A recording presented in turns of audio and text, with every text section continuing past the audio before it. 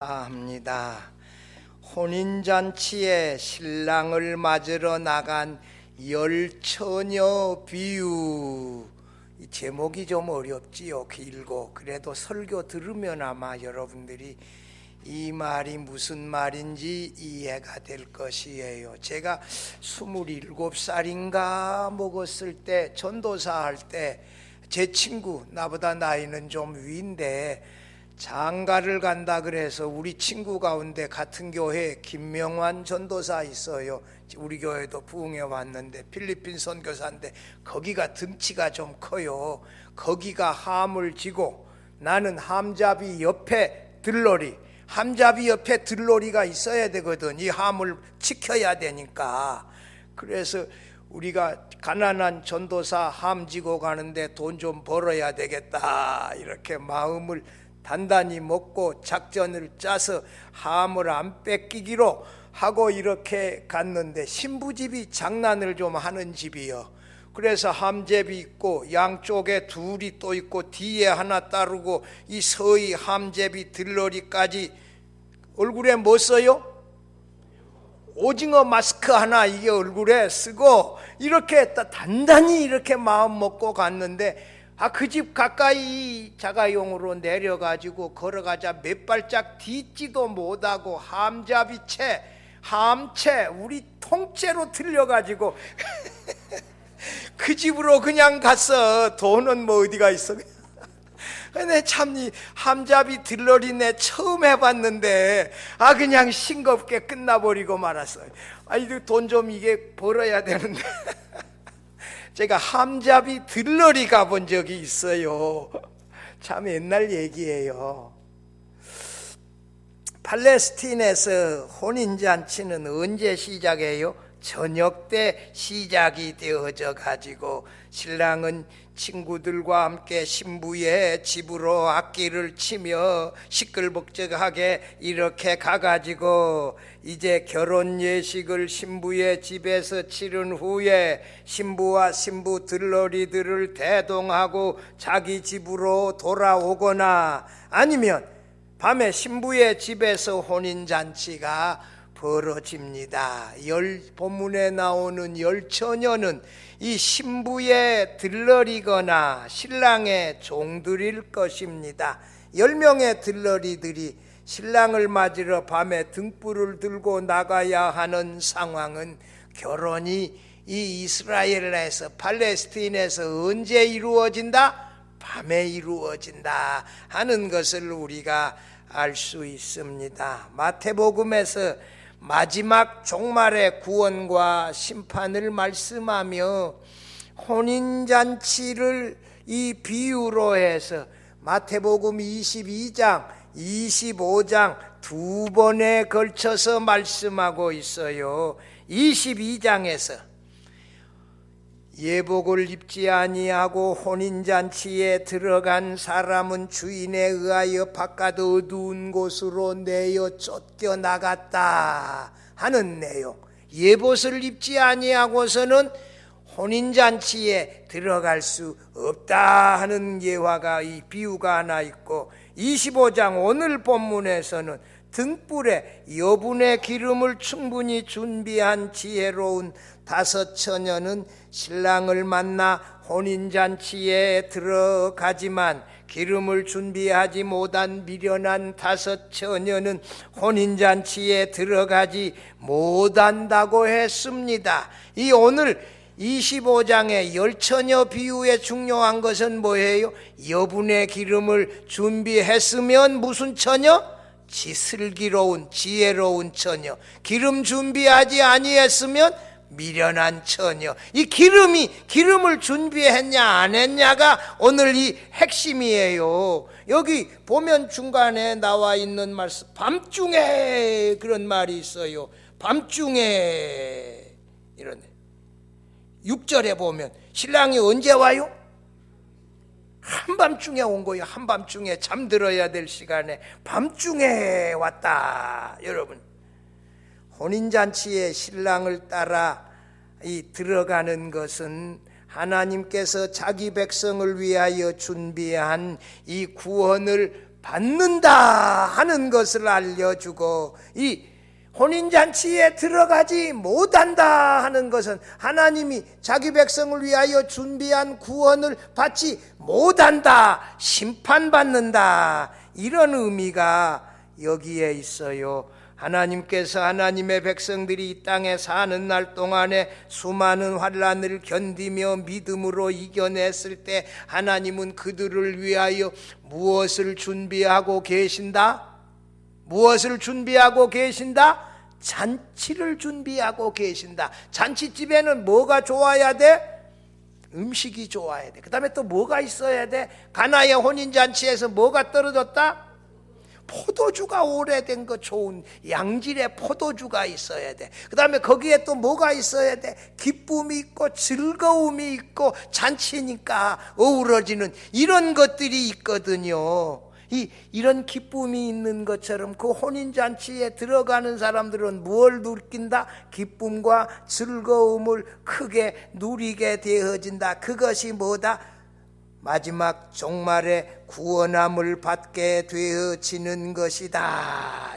이 혼인잔치와 구원과 연관이 되어져 있어요. 천국에 들어가는 구원을 하나님이 준비한 혼인잔치에 들어가서 기뻐하는 것으로 비유했고, 이 혼인잔치에 들어가지 못하는 것을 심판으로 비유해서 설명하고 있습니다. 그런데 이 시간 인자의 재림을 기다리는 지혜로운 5 처녀들이 등불에 이 여분의 기름을 준비하여 밤중에도 이 신랑이 온다는 소식을 듣고 졸며 자다가 깨어나서 등불 들고 기름 들고 이 신랑을 영접하러 나갔다 만나 혼인잔치에 들어가는 기쁨을 누렸다 하는 이 말씀 있는데, 이 함께 살펴보며 은혜 나누고자 합니다. 첫째로, 천국은 등불을 들고 혼인잔치에 신랑을 맞으러 나간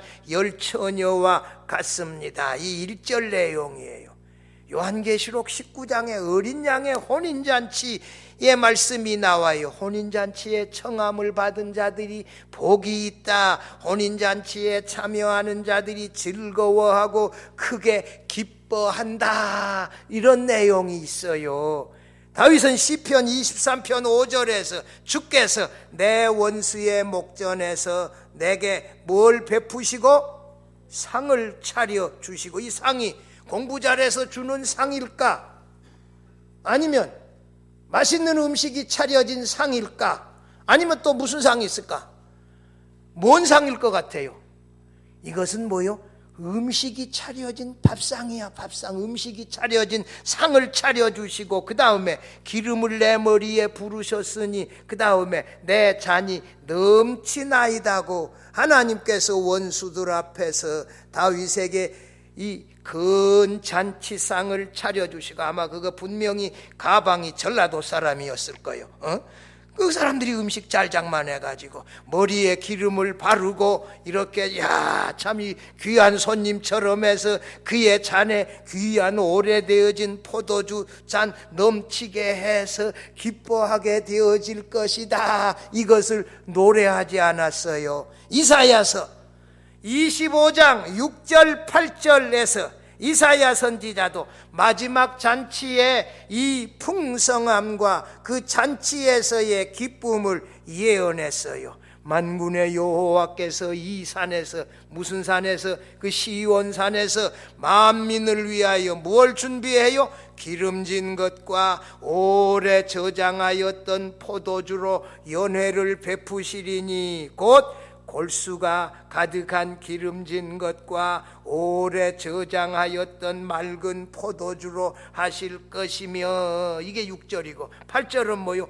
후반절에 주 여호와께서 모든 얼굴에서 눈물을 씻기시며 자기 백성의 수치를 온 천하에서 제하시리라.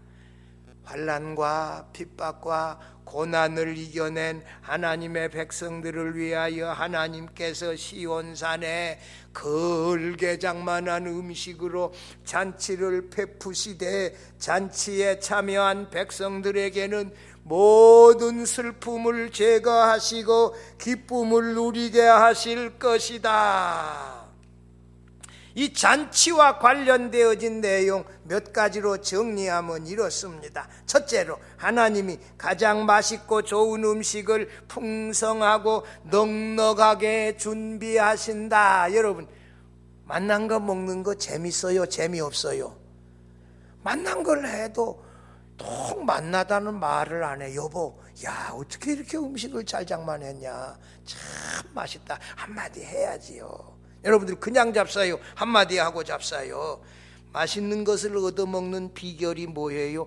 맛있다고 늘 칭찬하는 거예요. 둘째는 뭐예요? 하나님께서 하나님의 백성들의 모든 눈물과 슬픔을 다 씻어주신다는 것이에요. 셋째로는 뭐예요? 하나님의 백성들이 신랑을 만나 기쁨으로 크게 기뻐하며 영원히 신랑과 함께 즐거워한다는 것이에요. 잔치에서 이런 걸 누린다는 거예요. 이 우리의 구원이 이렇게 풍성하고 기뻐하고 슬픔이 없게 되어질 것을 이렇게 예표해서 설명해 주고 있어요. 그러나 기름을 준비하지 못하여 이 마지막 혼인잔치에 참여하지 못하고 쫓겨나는 자들은 영원히 슬퍼하며 이를 갈미 있을 것이다. 영원한 고통이 바로 뭐예요? 심판이고 이 둘째 사망이라는 거요. 그곳에서 영원히 산다. 이 참 무서운 것이지요. 마지막 혼인잔치에 참여하는 것이 구원이고 마지막 혼인잔치에 참여하지 못하는 것이 사망입니다. 마태복음 25장 1절, 오늘 다시 한번 1절 읽어보면, 그때에 천국은 마치 등을 들고 신랑을 맞으러 나간 열 처녀와 같다 하리니. 신랑을 맞으러 나간 열 처녀, 등불에 기름을 충분하게 준비하고 나간 사람은 맞이해서 들어가서 기쁨을 누리고, 여분의 기름을 준비하지 못해서 기름 사러 간 사이에 신랑이 오고 나중에 왔을 때 내가 너를 도무지 알지 못하노라 말씀하면서 들어오는 것을 신랑이 허락하지 아니하신다. 상당히 엄한 내용이 담겨 있잖아요. 혼인잔치의 신랑은 재림하실 인자 예수 그리스도를 라고 하는데 아무도 이의 제기하지 않아요. 열처녀는 신부의 들러리일 수 있고 신랑의 종일 수도 있는데, 신랑이신 주님을 기다리는 이 땅의 교회를 말한다. 등불에 여분의 기름을 준비한 지혜로운 다섯 처녀는, 이건 제가 해석한 거예요. 이따가 다 소개할 건데요, 성령으로 거듭난 구원의 삶을 사는 그리스도인을 말한다. 하나님의 아들이시며 인자이신 예수를 자신의 구주와 주님으로 믿고 살아가는 구원받은 성도를 말하는 것입니다. 그러나 여분의 기름을 준비하지 못하여 신랑이 와야 할 그 시간에 기름 사러 가버린 미련한 다섯 처녀는 교회는 다니나 거듭나지 못한 그리스도인이 아니라 교인들이에요. Are you Christian? Are you churchian? 무슨 말이요? 당신 그리스도인입니까? 아니면 교인입니까? 우리는 그리스도인이 되어져야 돼요? 교인이 되어져야 돼요? 교인은 교회 다니는 사람이고 그리스도인은 그리스도를 믿는 사람이요. 우리가 누가 되어져야 돼요? 그리스도인이 되어져야지. 교회를 다니는 교인이 돼가지고는 안 되지요. 교인은 약해요. 교인이 구원받는다는 보장 없어요. 누가 구원받는다? 그리스도인이 되어져야 구원함을 받는다. 여러분, 교인으로 교회에 출석은 하나 성령으로 거듭나지 못한 교인들이 많이 있다는 거예요. 교회의 직분자들 가운데도 교인일 수 있다는 거예요. 그리스도를 믿는 진정한 그리스도인이 아닐 수도 있다는 것이에요. 그것은 마지막 재림하시는 이 신랑이 오실 때에 판가름 나게 되어질 것이에요. 마지막에 여러분 그 11절에 주님으로부터서 주님이 주여 주여 우리에게 문 열어주세요 하는데 예수님이 얼마나 엄하게 대답해요. 12절에 내가 너희를 알지 못하노라. 이 말 한마디면 끝나버리는 거예요. 아무리 구원받고 싶어도. 여러분 예수께서 이렇게 단호하게 말씀하신다고요. 지혜로운 5 처녀들이 기름이 떨어진 미련한 처녀들의 등불에 기름을 나누어 줄 수 없다는 본문의 말씀은 존재론적인 의미다. 좀 어려운 말인데 거듭나야 우리들이 얻게 되어지는 구원은 우리 형제라도 부모라도 아무에게도 나누어 줄 수 없다는 사실을 말해주고 있어요. 구원을 나누어 줄 수 있어요? 못 나눠줘요. 이거는 비난받아야 될 내용이 아니요. 구원의 문제는 누가 해결해야 된다? 자기가 믿음으로 해결해야 되어질 문제라는 거예요. 성도 여러분, 성령으로 거듭난 그리스도인으로, 교인이 아니라 그리스도인으로 살아갈 수 있기를 바랍니다. 둘째로, 신랑이 드디어 온다고 자지 말고 우리는 뭐 해야 된다? 깨어 있어야 합니다. 이것은 5절과 13절 내용인데요. 5절 봐봐요. 신랑이 드디어 오므로 다 몇 명? 다는 몇 명이에요?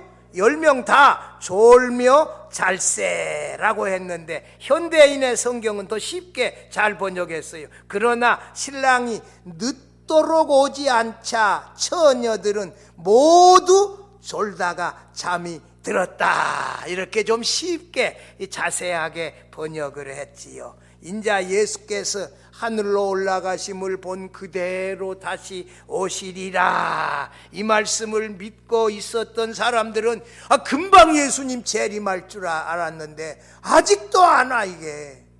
그러니까 이들이 뭐요? 잠들어 버리고 이단으로 가버리고 이번에 신천지로 가버린 사람들은 아마 후에 막급일 거예요. 거기가 괜찮은 줄 알았더니 전 언론이 이렇게 때려버리니 저 사람들은 신천지 교인이 자기 집안 식구들에게도 말하지 아니하고 이렇게 거짓말하고 다니고 직장에서도 말도 못하고. 근데 이번에 다 들통이 나고 이렇게 이제 정부에서 조사하고 했으니 아마 상당히 여기에도 아마 이게 참 충격이 있으리라 생각되어지는데요. 참이 24장 14절에 무슨 말씀 같이 한번 읽어봐요. 이 천국 복음이 모든 민족에게 증언되기 위하여 온 세상에 전파되리니 그제야 끝이 오리라. 천국 복음이 모든 민족 땅끝까지 전파되기 위하여 사실 모든 지역의 선교사들이 파송되어 모든 사람들에게 복음이 전파되어져야 합니다. 하나님은 자기 백성들이 복음을 듣고 회개와 믿음의 자리로 돌아오기를 기다리고 계세요. 시간이 필요해 안 해요? 시간이 걸리지요. 하나님은 택한 백성들이 탕자들처럼 회개하고 천부여 의지 없어서 손들고 옵니다 하고 돌아오고 믿음의 자리를 나오기를 지금도 기다리고 계세요. 그래서 시간이 걸리지요. 신랑이 드디어 오던 곳에서는 하나님이 자기 택한 백성이 이 믿음의 자리로 돌아오기를 기다리고 계시기 때문에 늦어지고 있을 수도 있다는 거예요. 그걸 우리가 그렇게 서두르며 빨리 오시라고 이렇게 말할 수는 없다고요. 그래서 차라리 그 시간에 우리는 선교사 한 사람 더 파송하고 더 열심히 복음 전하는 것이 주의 재림의 날이 빨리 올 수 있지요. 거기 마지막에 다 졸며 잘 새는 10 처녀들이 다 앉아서 안 오시니 고개를 처음에는 끄떡끄떡거리다가 나중에는 다 잠들어 버렸다는 것이에요.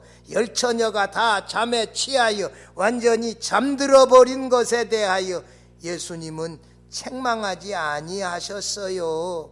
이 잠들어 버리는 것은 이 땅에 교회들이 여러 가지 어려운 상황에 빠질 수 있다는 것도 이 설명하고 있는 것이에요. 그러나 주님은 졸며 자는 것에 대하여 그들을 전혀 책망하지 아니했어요. 졸며 자는 것 가지고 슬기로운 자다, 슬기 있는 자다, 미련한 자다 근거로 구분하지도 않았어요.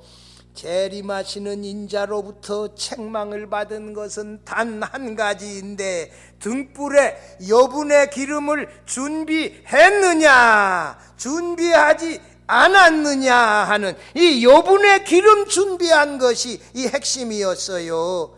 인자의 재림이 지연된다고 생각할 때에도 교회가 가져야 할 중요한 생각 한 가지는 뭐예요? 우리들은 반드시 등불 준비하고 뭘 준비해야 된다?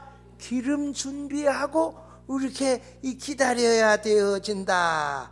인자의 재림이 더디다고 해서 교회가 예수를 나의 주님으로 믿고 섬기느니 거듭남의 신앙생활을 소홀히 할 수는 없다는 것이에요. 예수 그리스도를 나의 주님으로 믿되 내가 과거의 허물과 죄로 죽었던 자인데 죄 없으신 하나님의 아들 예수께서 나를 대신하여 십자가에 달려 죽으신 나의 주님이심을 이 믿는 거듭남이 우리들에게는 반드시 필요하다는 것이에요. 이것이 있어야만이 구원을 받는다는 것이에요. 이것이 있어야만이 재림하시는 예수님을 영접할 수 있다는 것이에요. 13절에 그런즉 깨어있으라 너희는 그날과 그때를 알지 못하느니라. 이 말씀 24장에서 여러 번 반복되어졌어요.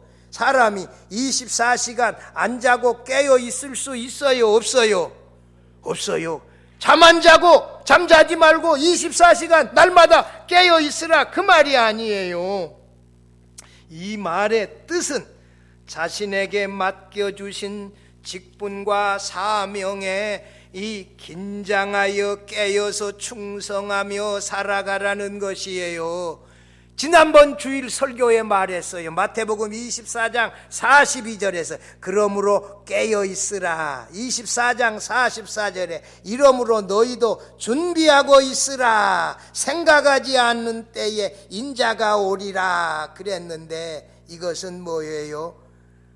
주의 재림이 가까이 올수록 우리 직분 사명 해야 되어질 선교의 사명, 교회에 충성하는 것, 이 모든 일 소홀히 하지 말고 최선을 다해라. 어리석고 미련한 한 달란트 받은 종처럼 하나님이 주신 그 달란트를 땅속에 묻어놓고 애함하고 그렇게 기다리지 말고 나가서 열심히 장사하여 5달란트, 2달란트 남기며 적은 은사라도 주의 몸된 교회에서 충성하며 재림을 기다려라. 그런 뜻이거든요. 성도 여러분, 인자의 재림이 비록 더디다고 생각되어진다 할지라도 깨어서 내게 맡겨주신 직분 사명에 꾸준히 충성하며 살아갈 수 있기를 바랍니다. 바랍니다. 셋째로, 지혜로운 처녀는 혼인잔치에 들어가고 미련한 처녀는 들어가지 못합니다. 2절 4절에 보면 그 중에 5은 미련하고 5은 슬기 있는 자라. 미련한 자들은 등을 가지되 기름을 가지지 아니하고 슬기 있는 자들은 그릇에 기름을 담아 등과 함께 가져갔더니 라고 했는데 이거 해석이 한 몇 가지 될 수 있는데요. 이 등불이 있는데 등불에다가만 기름을 따뿍 채웠냐? 이 등잔 등불 말고 또 다른 기름통에다가 기름을 준비하고 갔냐? 그러면 미련한 자들은 여기에 여기 등불에는 그러면 이 심지만 해가지고 불만 가지고 기름이 아무것도 없이 갔냐? 그럼 금방 심지 타져서 꺼져버리잖아요. 여기 통에 기름을 조금 부어가지고 심지에다가 하는데 여분에 이 기름을 안 가져가서 이 주님이 더 뒤에 오고 한밤중 될 때 이 기름 다 떨어져 버리고 이 그런 상황인지 정확한 설명은 여기에 없어서 양쪽의 생상이 다 이게 가능한 내용이에요.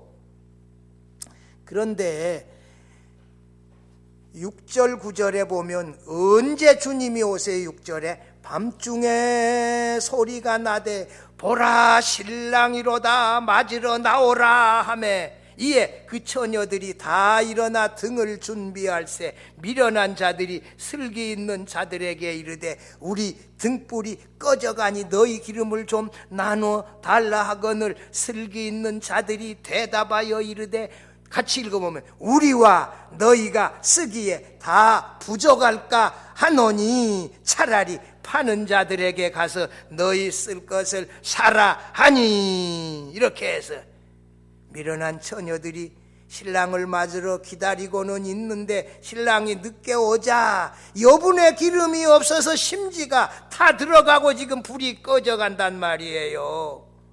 슬기로운 처녀들은 신랑이 늦게 올 것에 대비하여 여름에 여분의 기름을 충분하게 준비하고 있었다는 것이에요.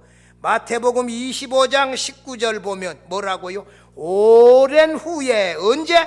오랜 후에 그 종들의 주인이 돌아와 금방 돌아와 오랜 후에 그 종들의 주인이 돌아와 라는 말씀처럼 신랑은 오랜 시간이 지나고서야 다시 오신다는 것이에요. 6절에 밤중에 라는 이 말은 정말의 정점에 이른 시점에 주님이 오신다는 것이에요.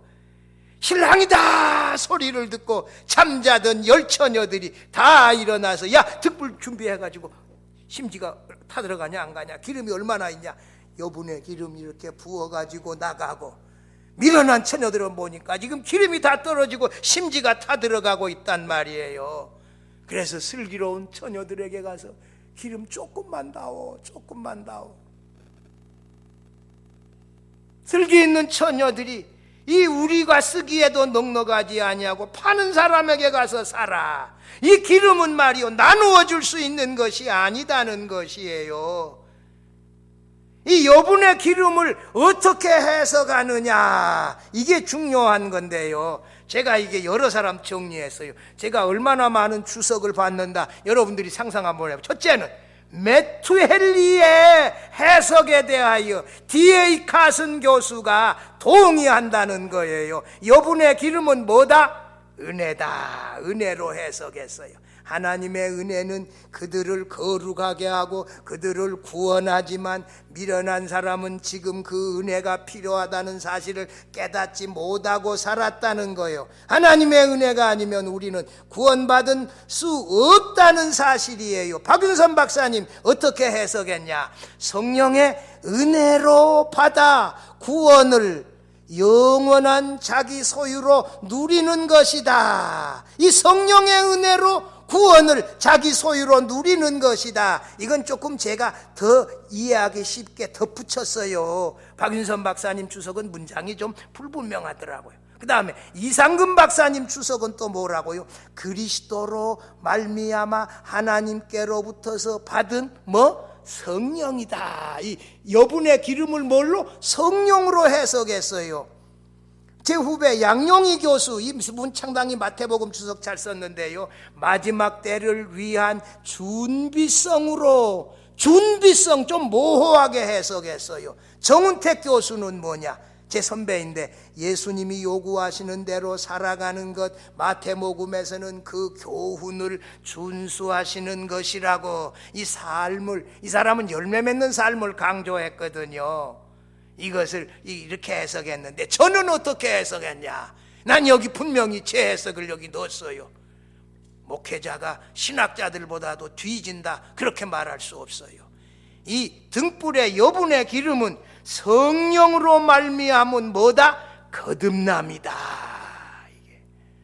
이 거듭남은 내가 죄인임을 깨닫고 허물과 죄로 죽었던 자들임을 깨닫고 모든 사람이 죄를 범하여 하나님의 영광에 이르지 못하더니 이렇게 우리 자신을 깨달으면서 죄 없으신 하나님의 아들이 나를 대신해서 십자가에 달려 죽으신 나의 구주와 주님이심을 믿고 살아가는 거예요. 이것은 영원한 회개의 삶이라는 거예요. 이렇게 믿을 때 그리스도가 그리스도와 우리가 하나로 연합이 되어지고 그리스도의 의를 우리에게 전가시켜 주심으로 하나님이 우리를 의롭다 하시고, 그러므로 우리가 의롭다 함을 받은 우리들이 거룩한 성화의 삶을 날마다 살아가는 거예요. 이것이 뭐예요? 성령에 의한 거듭남의 삶이에요. 이 거듭남의 삶은 다른 사람에게 나눠줄 수 있다 없다? 없어요. 이건 누가 해결해야 돼요? 자기가 해결해야 돼. 자기가 죄인임을 가슴 치며 눈물 콧물 흘리며 회개하고, 죄 없으신 하나님의 아들이 나 같은 죄인을 대신하여 십자가에 달려 죽으셨고 부활하셨는데 그분은 나의 구주와 주님이십니다. 이렇게 고백하고 믿으면서 날마다 그분의 인도하심을 받아 살아가는 이 거듭남의 삶은요, 남에게 나누어 줄 수 없는 거예요. 이건 믿음으로 내가 해결해야 되어지는 거예요. 이런 거듭남의 삶을 가지고 있는 사람이 마지막에 신랑을 영접하고 혼인잔치에 들어가서 기뻐할 줄로 믿습니다. 이 삶을 우리가 살아가는 거예요. 여러분 어떻습니까? 여러 사람의 해석에 비해요. 제가 이거 오랫동안 묵상했어요. 이건 성령으로 말미암은 거듭남의 삶이 이 등불에 기름 준비한 것이다, 이렇게요. 그렇게 해야 우리가 구원받습니다. 10절 12절 보면 그들이 살아간 사이에 신랑이 오므로 준비하였던 자들은 함께 혼인잔치에 어떻게 하고 들어가고 문은 닫힌지라. 그 후에 남은 처녀들이 와서 이르되 주여 주여 우리에게 열어주소서. 대답하여 이르되 뭐라고요? 진실로 너희에게 이르노니. 이거 상당히 엄한 말이에요. 무서운 말이에요. 중요한 얘기할 때 예수님이 이렇게 말해요. 내가 너희를 알지 못하노라 하였느니라. 여러분, 재림하실 예수님이 마지막에 내가 너를 안다 이렇게 한마디만 해주면 우리가 온전히 영광의 부활의 몸으로 구원받게 되어질 줄로 믿습니다. 이게 중요한 거요. 만약 예수님이 나보고 나 너 알지 못한다 그러면 우리는 끝나버리는 거예요.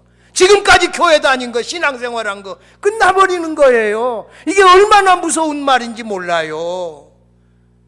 모래 위에 집을 짓는 자들, 마태복음 7장에서도 이거 나와요.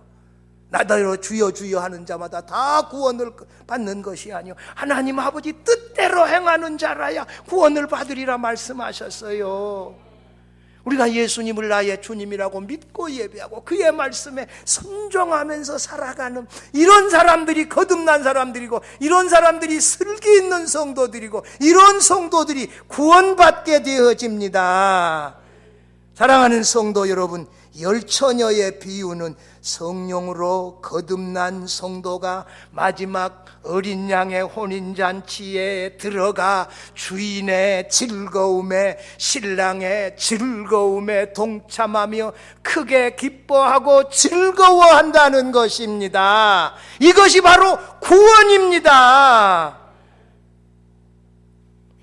인자의 재림을 믿고 깨어서 충성하며 헌신하며 신앙생활하다가 마지막 재림하시는 이 인자이신 예수님의 혼인잔치에 들어가서 주님의 기쁨과 즐거움을 영원토록 누리며 살아가는 우리 모든 성도들이 되어질 수 있기를 주의 이름으로 축원합니다. 하나님 아버지 감사합니다. 우리가 허물과 죄로 죽었던 죄인들이었는데 죄 없으신 하나님의 아들 예수께서 나를 대신하여 십자가에 달려 죽어주심을 믿습니다. 예수님이 나의 구주시고 주님이심을 믿습니다. 날마다 예수님을 따라가며 승리하기를, 성도의 삶을 살기를 소원합니다. 재림하실 인자 예수님을 기다립니다. 하나님 아버지, 우리가 기다리며 맡겨주신 직분과 사명에 충성하며 살아가게 하여 주옵소서. 예수님의 이름으로 기도드리옵나이다. 아멘.